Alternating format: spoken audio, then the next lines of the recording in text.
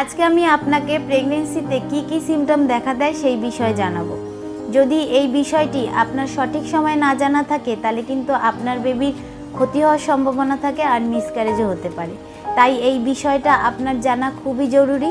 প্রথমেই আমি আপনার কাছে এটা ক্লিয়ার করে দিই যে অনেকেই বলে ছেলে বেবি হবে না মেয়ে বেবি হবে, সেটা নাকি প্রেগন্যান্সির সিমটম দেখে বোঝা যায়।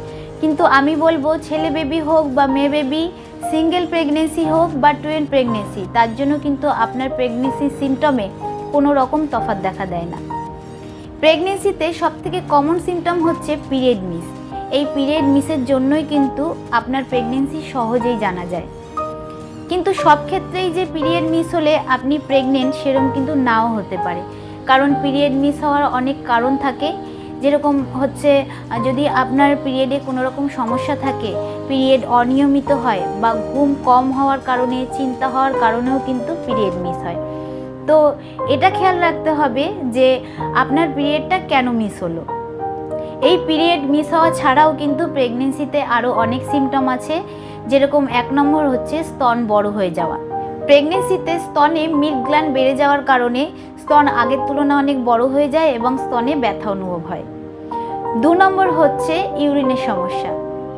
এই সময় ইউট্রাস ধীরে ধীরে বড় হওয়ার কারণে মূত্রথলিতে চাপ সৃষ্টি হয়, যার কারণে আপনার বারবার প্রস্রাব পেতে পারে। এরই সঙ্গে সঙ্গে এটা মনে রাখতে হবে যে বারবার প্রস্রাব পাওয়ার মানে কিন্তু প্রেগনেন্সি নাও হতে পারে।